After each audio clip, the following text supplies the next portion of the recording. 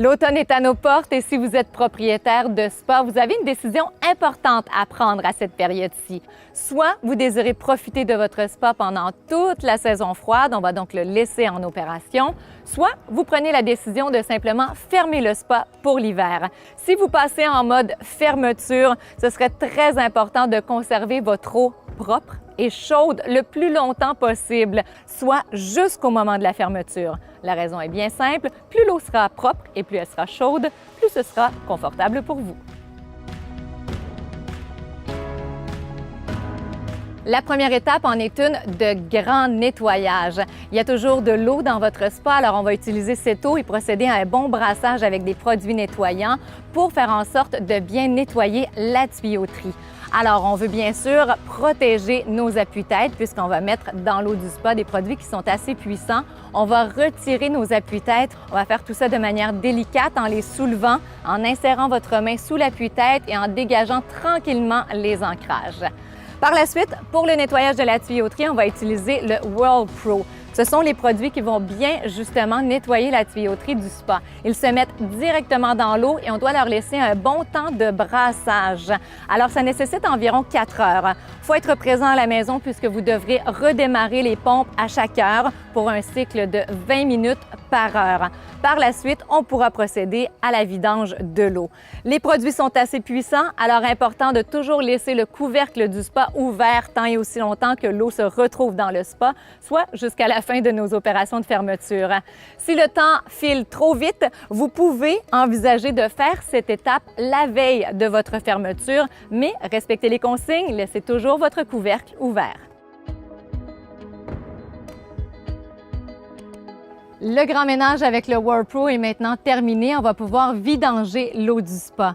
Pour une question de sécurité, la première étape, c'est d'éteindre votre disjoncteur. Par la suite, 2 options s'offrent à vous pour vider le spa, soit la méthode rapide avec la pompe submersible ou encore, vous pouvez choisir d'utiliser le drain de fond, ce qui sera tout aussi efficace, mais il faudra envisager peut-être jusqu'à 8 heures. Maintenant, si vous choisissez l'option du drain de fond, on va donc utiliser votre boyau d'arrosage qu'on va venir fixer à la valve de drainage. Vous enlevez le bouchon de la valve, on fixe le boyau d'arrosage et au moment venu, on va légèrement tirer sur la valve pour laisser l'eau s'écouler. Si vous notez un peu de résistance, je vous conseille d'utiliser un tournevis à tête plate. Vous venez l'insérer derrière le joint d'étanchéité et en le tournant légèrement, vous arriverez à dégager la valve plus facilement. Une fois le spa complètement vide, assurez-vous de laisser ouverte la valve de drainage. Elle le sera déjà si vous avez utilisé la vidange par drain de fond, mais vous devrez l'ouvrir si vous avez utilisé une pompe submersible.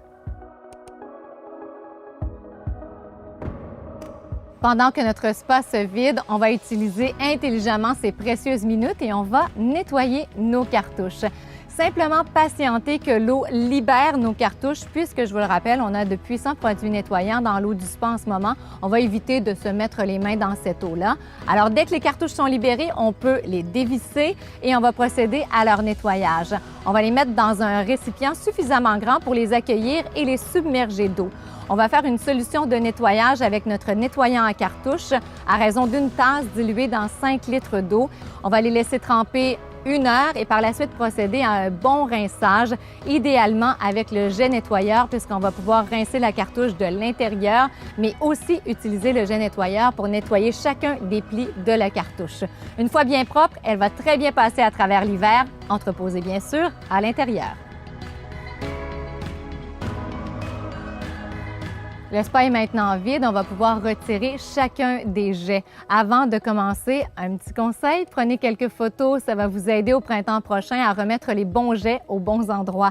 Chacun des jets devra être dévissé et on va les entreposer idéalement à l'intérieur. Vous pourrez même profiter de l'hiver pour les nettoyer. Autre truc intéressant, vous pouvez aussi associer un sac par siège. Alors, vous y mettez tout ce dont vous avez besoin pour repartir à neuf au printemps prochain, vos appuis-têtes et vos jets. Peu importe la technique utilisée pour vidanger l'eau du spa, soit la pompe submersible ou encore le drain de fond, c'est inévitable, vous aurez de l'eau résiduelle dans l'écumoire, sur les sièges et dans le fond du spa. Il faudra aspirer cette eau et pour ce faire, on va utiliser un aspirateur de style industriel, exemple une Shop-Vac. La force minimum est au moins de 5,5 HP puisqu'on en aura besoin tout au long des procédures de fermeture. On va retirer l'assemblage de l'écumoire pour se faire un peu plus d'espace. On pourra ainsi procéder à l'aspiration, écumoire, siège et fond. À ce moment-ci des procédures de fermeture, on va prendre quelques instants pour identifier les différentes valves de votre spa. À travers les années, la configuration des spas a été modifiée, donc vous n'avez pas tous les mêmes quantités et les mêmes types de valves. Il y a 3 grandeurs possibles. La plus petite, c'est une valve d'air. Il se peut d'ailleurs que ce soit le seul type de valve sur votre spa et il n'y a aucune précaution à prendre pour l'hiver avec les valves à air. La suivante, de grandeur moyenne, c'est la valve associée au jet de cou et aux chutes d'eau. Avec celle-ci, on aura des procédures importantes à faire pour passer en mode hiver. On va donc devoir assécher la tuyauterie. Pour ce faire, on va retirer le couvercle de la valve. À l'intérieur, vous verrez l'embout en plastique qu'on va dévisser, libérant ainsi le pivot. Donc, en retirant le pivot, soyez vigilants, il y a 3 joints d'étanchéité, 2 plus petits directement sur le pivot et 1 au contour sur le dessus de la valve. Soigneusement, on va faire attention de ne pas les perdre et on va profiter du moment aussi pour les lubrifier. Maintenant que tout est retiré, on a bien accès à la tuyauterie reliée à la valve. On va prendre l'embout de notre aspirateur, le déposer au-dessus et passer en mode soufflerie. L'important, c'est de laisser la soufflerie fonctionner jusqu'à ce que l'eau ait terminé de s'écouler de nos ouvertures, lesquelles, on va se rappeler que ces valves de grandeur moyenne sont associées soit au jet de cou ou encore aux chutes d'eau. Alors, on observe, lorsque l'eau a terminé de s'écouler, on pourra à ce moment-là tout remettre en place, le pivot, les joints d'étanchéité et le capuchon bien en place. Et à ce moment-là, on pourra faire la même étape, mais avec une autre valve de même format. Entre-temps, l'eau qui s'écoule va se retrouver sur nos sièges, alors c'est bien important de toujours bien aspirer l'eau résiduelle.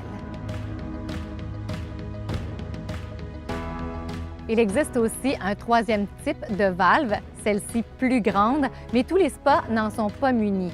Et de toute manière, on va réserver à ce moment-ci le même traitement à toutes nos valves. On va les faire pivoter vers la gauche pour la suite des opérations. On va maintenant se tourner du côté de l'écumoire. Si vous avez ce type d'écumoire, avec des bouchons d'expansion numéro 10, on va venir fermer les ouvertures. Si vous avez ce type d'écumoire cylindrique, on va utiliser un sac étanche, exemple un sac en plastique, et on va venir le fixer de manière hermétique avec l'anneau de retenue. On est maintenant prêt à assécher le reste de la tuyauterie du spa et pour y arriver, on va devoir embarquer dans le spa. Vous allez repérer les drains de succion.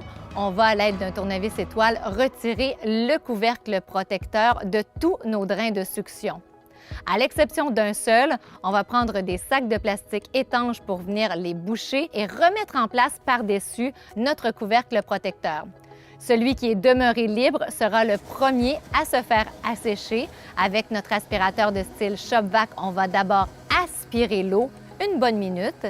Par la suite, on va passer en mode soufflerie. Vous allez voir de l'eau sortir des différents jets.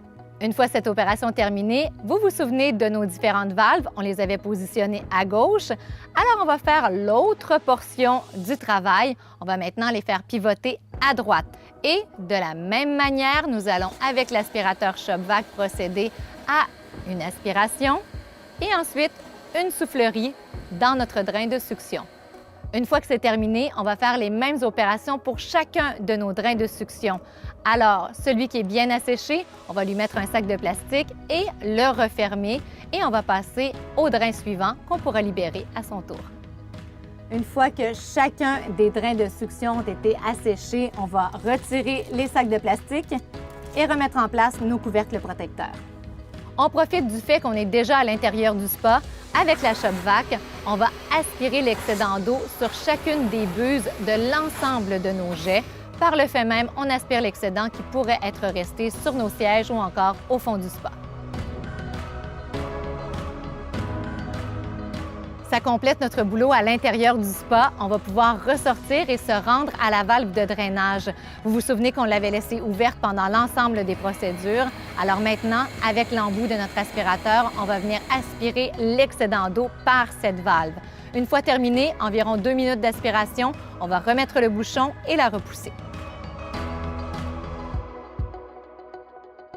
Même si on a mis beaucoup d'efforts et d'attention à bien assécher la plomberie de notre spa, on va quand même prendre toutes les précautions nécessaires pour passer à travers nos hivers rigoureux et on va verser de l'antigel d'abord par l'écumoire. Alors, on doit libérer l'écumoire. Si vous aviez des bouchons d'expansion, on va les enlever ou en retirant le sac de plastique. On va verser de l'antigel dans l'écumoire jusqu'à ce que vous observiez l'antigel sortir par le fond de votre spa dans les drains de succion. Par la suite, une demi-tasse d'antigel dans les buses de chacun des jets. Dans nos différentes opérations de nettoyage, on est rendu pas mal à la finition. On va nettoyer l'acrylique de notre spa. C'est important de le faire maintenant parce que si on attend au printemps prochain, les saletés auront séché, ce sera plus difficile de les retirer. On va utiliser notre nettoyant acrylique.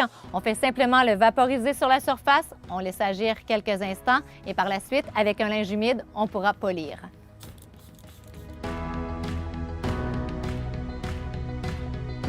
Avant de refermer et de nettoyer notre couvercle, on va déposer à l'intérieur du spa un support pour éviter que le poids de la neige cet hiver ne cause l'affaissement de notre couvercle. Dans ce cas-ci, on va utiliser un bloc de styromousse qu'on aura au préalable coupé à la bonne hauteur et on va le déposer à la verticale au centre du spa.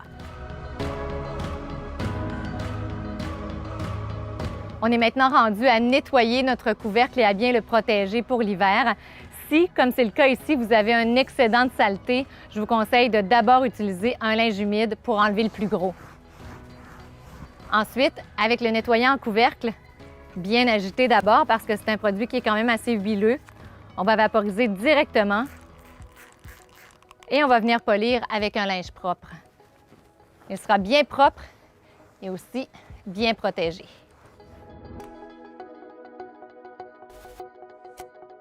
Comme vous pouvez le voir, on a terminé le travail en installant une housse protectrice conçue spécialement pour recouvrir l'ensemble de notre spa. Aussi, un petit conseil avant de terminer. Faites une vérification auprès de votre assureur pour être certain que votre spa se retrouve parmi les biens assurables de votre résidence. De cette manière-là, vous vous épargnerez peut-être de petites malchances dues à la saison froide. Bon hiver!